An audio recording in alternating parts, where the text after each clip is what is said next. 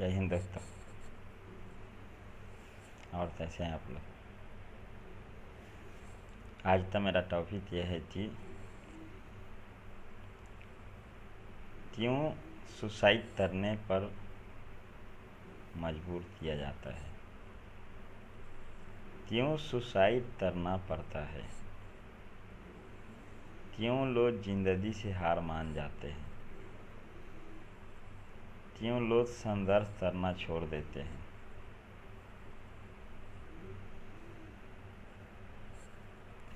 बहुत सुसाइड के मामले आए जिसमें बड़े बड़े अधिकारी भी हैं।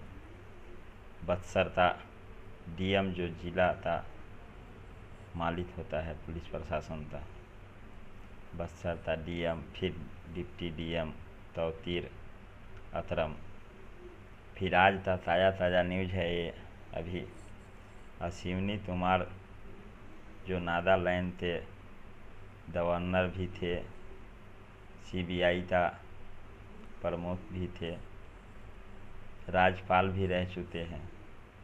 इतना बड़ा बड़ा लोग सुसाइड कर ले रहे हैं, तो हम गरीब लोग क्या हैं? आखिर सरकार इस चीज़ पे रोक क्यों नहीं लगा रही है? क्यों मजबूर किया जाता है? जब कोई डिप्रेशन में जाता है या जब कोई किसी चीज़ से परेशान रहता है, तो ये सरकार ऐसा कानून क्यों नहीं लागू कर रही जिससे वो सुसाइड करने से पहले उसको हैंडल किया जा सकता है?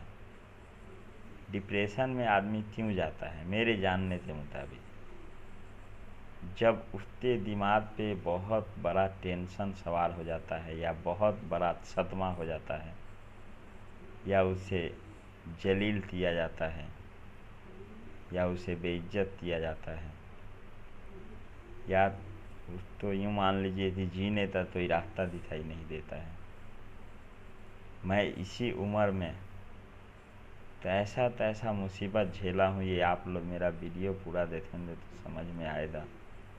पहले भी बोला हूँ मैं एक वीडियो में, नस्ल में रहते मैं पुलिस के लिए काम किया।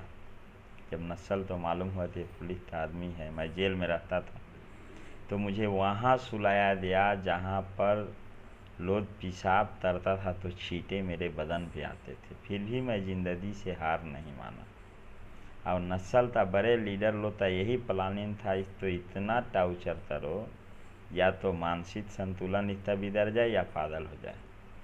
अल्लाह का करम है, बहुत बड़े बुजुर्ग का दुआव है मेरे सर पे कि मैं न पागल हुआ न मानसिक संतुलन बिगड़ा, आज भी सही सलामत हूँ।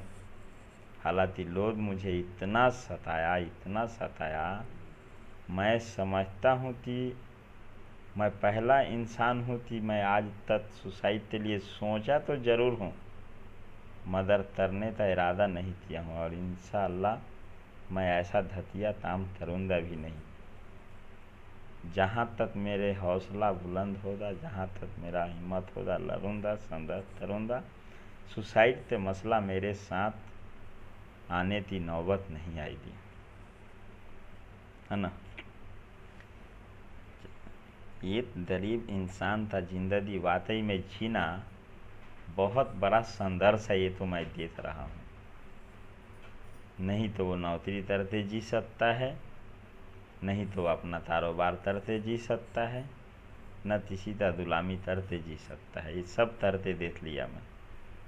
मतलब कुल मिला के ये है कि इस भारत देश में जो शरीफ लोग हैं, जो शराफत से जी लेना चाह रहे हैं, उनका ज़िंदगी जीना बहुत मुश्किल है। ये तो मैं अपने नज़र से देख लिया। जैसे मिसाल के तौर पे मैं बता रहा हूँ, अब तो अपने साथ हुआ सुहाग।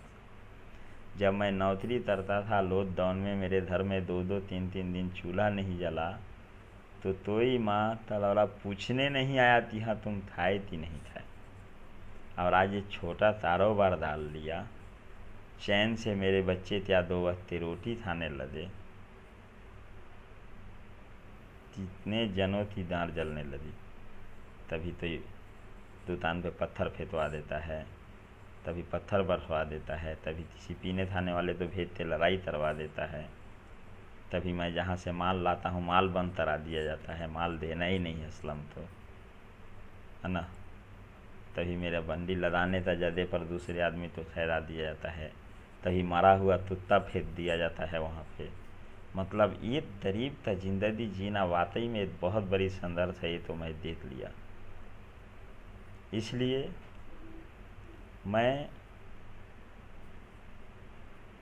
यही चाहता हूँ कि एक ऐसा सत्ता आए, एक ऐसा कानून बने जिसमें जो फरियाद, जो परेशान आदमी पीएस में या पुलिस के पास फरियाद लेते जाए कि और मुझे सताया जा रहा, मैं टॉर्चर किया जा रहा, मैं जीने के हालात में नहीं हूँ, फ़ौरन उसे हैंडल किया जाए और फ़ौरन उससे बोले जाए बातों तो जांच पड़ताल किया जाए कि आखिर उसको कौन सताया जा रहा, क्यों सताया जा रहा और कौन सता रहा है, फ़ौरन उस पर कार्रवाई होना चाहिए ताकि लोग डिप्रेशन में न जाए।